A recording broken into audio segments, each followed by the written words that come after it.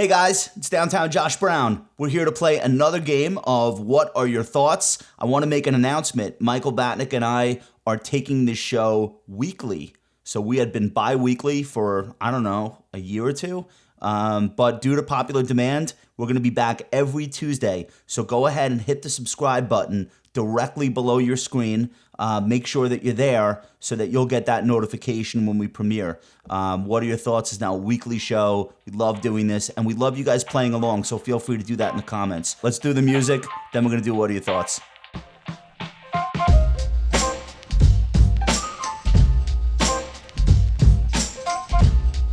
All right, Mike, let me go first. I want to talk about Home Depot. Earnings out this morning. Let me just read this to you. Second quarter earnings. So this covers the period of April, May, June, which is just as the shock of the pandemic is wearing off.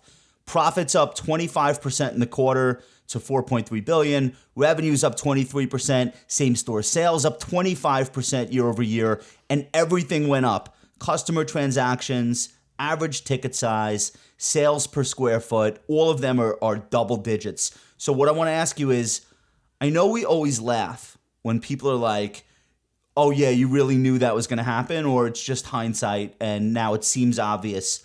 No. Like this, wasn't this the most obvious trade to have made this spring? Did you make the trade? Even though I'm an idiot and I didn't make it. But it wasn't this obvious even at the time. It wasn't obvious to me. I didn't buy it.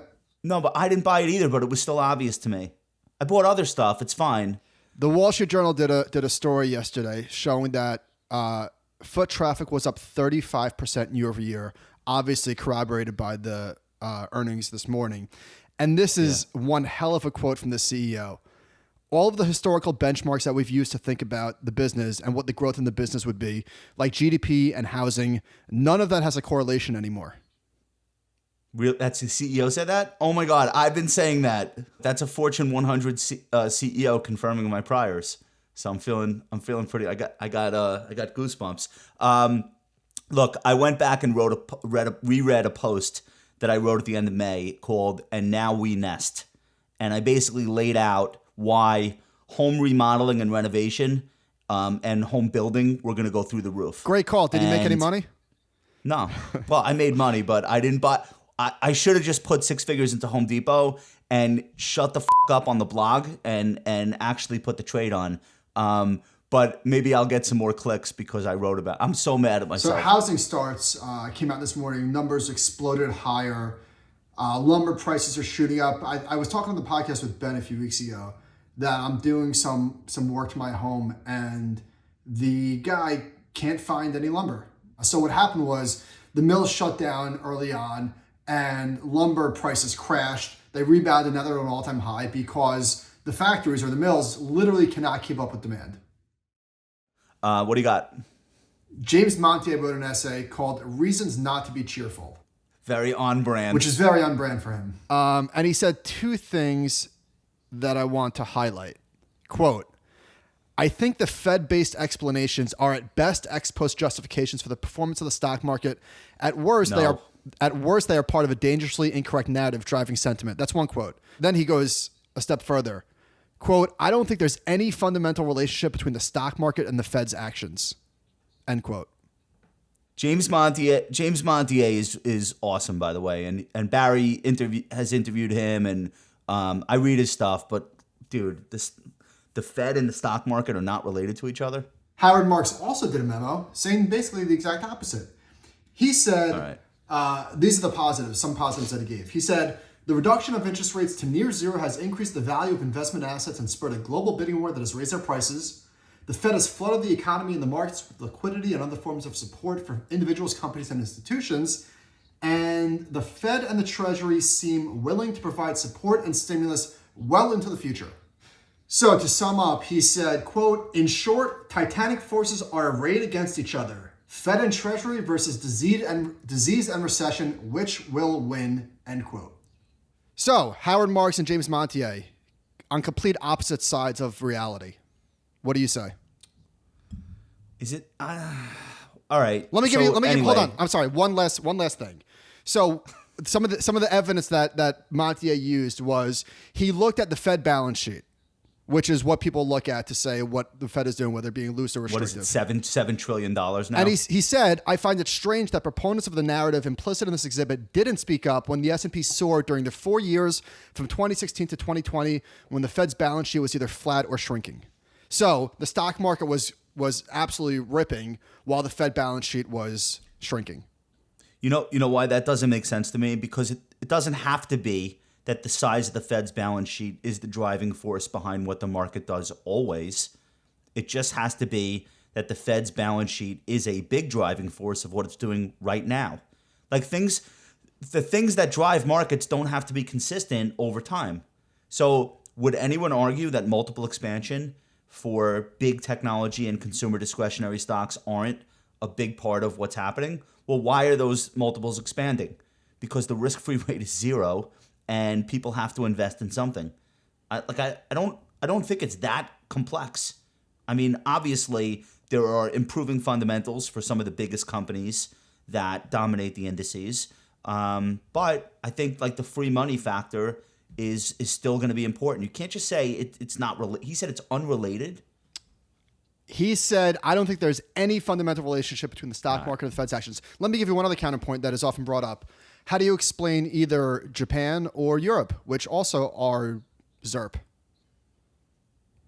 How do you explain the fact that their stock markets haven't performed in line with the United States? Yes. I think the fundamentals of the economy are different, and I think the makeup of our stock markets are different. So we're going to touch on that in a second. So can we say that interest rates obviously do matter, but they're not the only thing that matters? Correct. If you put free money out there, but you have horrible demography, which is the case in Japan, and people aren't starting new businesses at the same rate as they should, it's not going to help as much. We don't have that situation here. I mean, for me, it's a little bit more. For me, it's a little bit more Occam's razor. Like you make the cost of capital free, and you push people into investing in growth stocks, and it's not like there's this mystery we have to solve. That's literally what's going on. And the more people invest in growth stocks, the more of them can start and come public, which is the phase that we're in right now, the saturation phase, where we're going to do a SPAC or an IPO every 2 days. You and me? Until everyone's had enough. What's that? We're going to do a SPAC? What do you got? Well, What's not on your us, mind? but all of us. All right. So my next topic actually goes right into this. Ben did a post about emerging markets, and I was actually surprised at the data, and I hadn't looked at this myself in a while. I had suspected it, but Ben confirms it. So emerging market stocks have been a huge disappointment in investor portfolios for like almost a decade and a half. Since 2007, the EM index is only up 50%, and the S&P 500 is up over 200%. Mm-hmm. So you got a quarter of the performance by taking more risk, which is not the way traditionally we think markets work. A lot of this is because of valuation. The S&P is now 25 times earnings. Emerging markets is 15 times earnings. I'm talking about the index. Now, the stereotype with EM, and I got into a debate about this on TV with someone, is that, oh, well, it's all big oil companies and banks and utility stocks. So, of course, those markets aren't going to be as highly valued as the U.S. stock market. So Ben basically destroys that stereotype with data, which is my favorite way to do that. So these are the notable changes, and Ben got an assist from BlackRock here. Energy, which is what we used to think emerging markets traded on, has gone from 15% of the index to 6%. Material stocks went from 16% to 7%. Remember, we used to think like, oh, Brazil and Russia, it's just we used to think it materials. was a levered bet on commodities. It's iron ore, right? Okay, not anymore. Financials have fallen only slightly, 20 to 18%. But on the upside, consumer discretionary, listen to this, 3% to 18% of the EM index. So they now have their own homegrown, thriving consumer companies in their index. Tech is the biggest now. It's gone from 13% to 18%. So my question to you, what your thoughts are, when will EM indices catch up to the U.S. market in valuation if we've already solved for the sector disparity? It'll be the second half of 2023. Next question. Come on, seriously. Like, is that Is that something that ever happens, or will there always be a discount? I think that EM will always trade at a multiple discount. I think when you're looking at valuations, you have to compare them against themselves.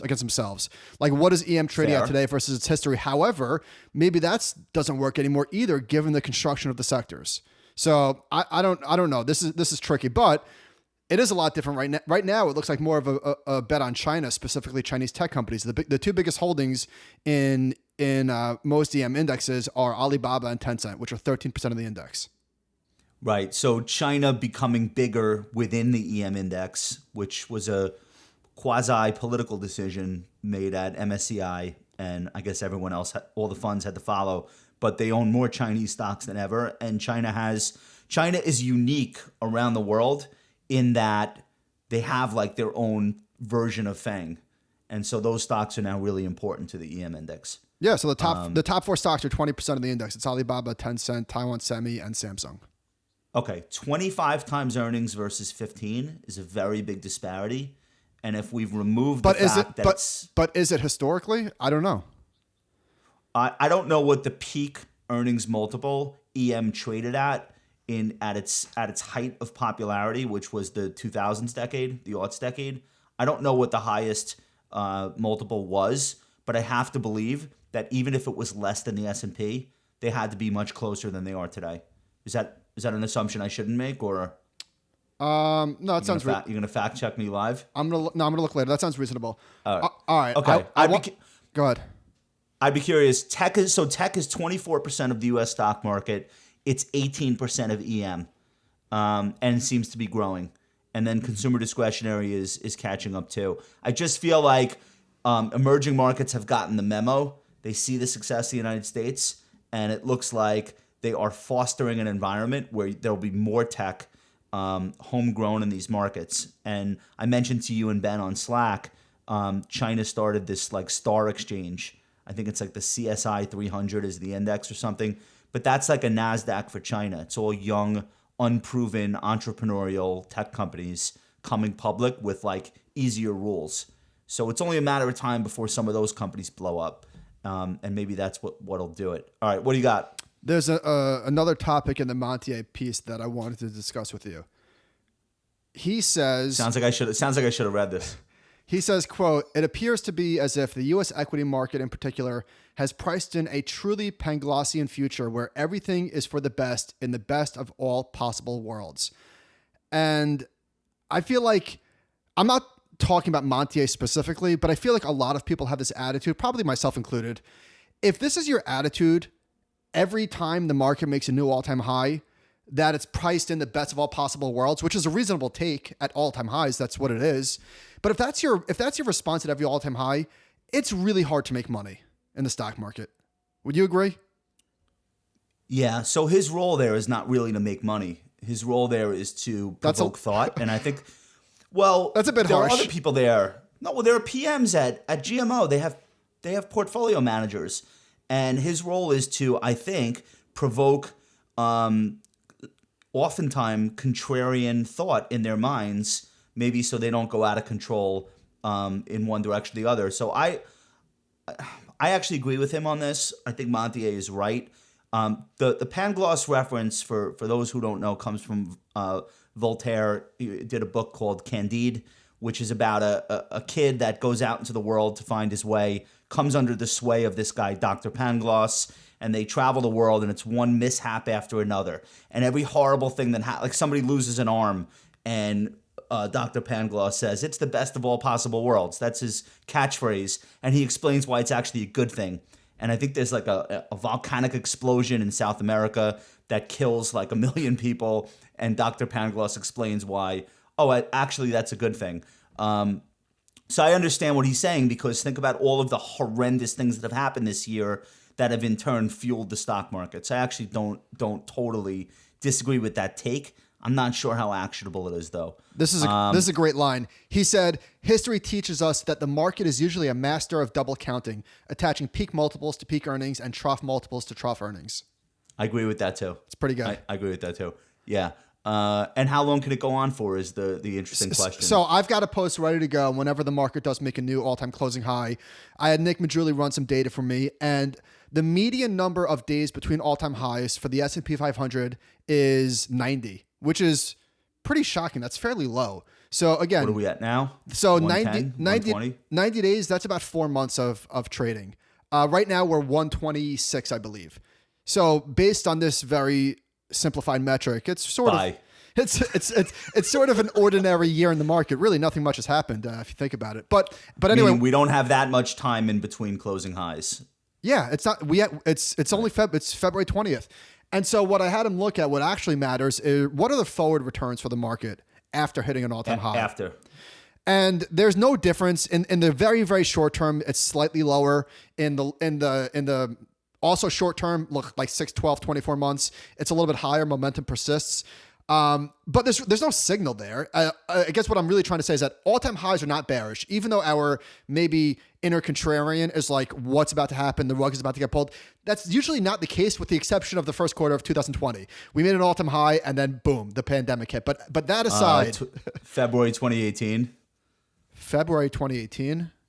Yeah. Made an all-time high right after the tax rule went into effect, and that year we had like 220% really overnight crashes. Yeah, we had the Trade worst war in February, and then in December, everyone was worried the Fed went too far. Anyhow, sir, bad things usually don't happen in good markets, so there's nothing to fear necessarily. That's a fair statement. Last night I was watching the NBA playoffs. I actually watched. I watched all. I think there were 3 games yesterday. 4. Every other commercial break is Corona beer with Snoop Dogg, which I love. You know, Snoop chilling on the beach drinking Corona. They released this ad campaign yesterday, I guess, to coincide with the start of the playoffs. Is this the big turnaround for Corona beer? That can't be your question. That's my question. When was the last time? Is this the big turnaround? When was the last time you drank a Corona? When was the last time you actually drank a Corona? It's funny. It's funny you say that. I have a Corona. I have a 6-pack of Corona in my fridge. I don't even know how it got there, but I probably will never drink it. It's been put a mask high on school. High school. I haven't drank Corona beer since high school. By the way, if these are the questions you're going to be asking me, maybe we should go back to every other week. Do they have to do a rebrand, or can Snoop That's tough. pull this brand out of where it is and restore it? I don't really have many thoughts on the coronavirus. Corona beer. Yeah, they're screwed. All right. So last week I wrote what I thought was a fairly innocuous post about people leaving New York City. And when I said people, what I really meant was businesses, specifically restaurants and retail. I think that COVID-19 has permanently changed that. I think that the days of like we have to be in New York for certain companies is over. I just don't think that the rents can be justified anymore for a very small percentage of, again, retail restaurants, maybe. However, I want to agree with you, but then too easy. James Altucher went full Altucher and said, New York City is dead forever. Here's why. And so that's the bottom. I mean, buy as much New York real estate as you can. Commercial real estate is probably going to be challenged, but is New York City dead? I mean, it's such a ludicrous statement. However, there was a pretty interesting chart that he shared from Redfin showing the percentage of New York Redfin users searching in New York is 64%, and outside of New York is 36%. I don't know what that looks like historically, but 36% of the searches outside of New York seems pretty high. All right. I want to agree that New York will be challenged for a long time and a lot of things will change permanently. But New York's never over because the culture. So in other words, like, yeah, you're probably right. You're going to have corporations say, do we really need to spend $1 million a year on 100,000 square feet or whatever they're doing? But they're not going to leave. They'll just have less. They'll just have less square footage. And I think the same thing with the big retail brands up and down Fifth Avenue. They'll probably pay less, but they'll still be there. So I think Broadway shows will come back. I think dining out will come back. Tourists will come back. Tourists will come back. There will be modifications, and maybe some things take longer to fully recover than others. But then the other side of this is that I think we're doing this level step up in hygiene, just in general. And a lot of what the consequences of this will be is that the subways will remain permanently cleaner, and the way the expectations people have when they check into a hotel or they walk into someone's waiting room in an office building, the expectations for cleanliness are going to go up, and all of that is going to make life more pleasant. So will you ever have thousands of people jamming themselves onto a train car in the morning from Long Island or Westchester to the same extent that you had 2 years ago? You might not, and it has nothing to do with the virus. It's because we've just proven as a business culture that we don't need to see every one of our employees 5 days a week from 9 to 5 to know that they're getting their work done.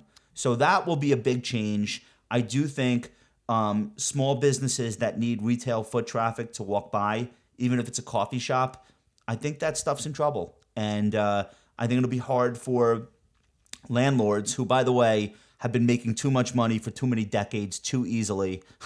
I think it'll be harder for them going forward, and real estate in Manhattan won't be as big of a slam dunk as it always was. Well, one of the New York will come back. One of the benefits of that, of lower prices, I think I saw a stat that prices fell 39%. I forget where I was reading that, or maybe sales were down 39%.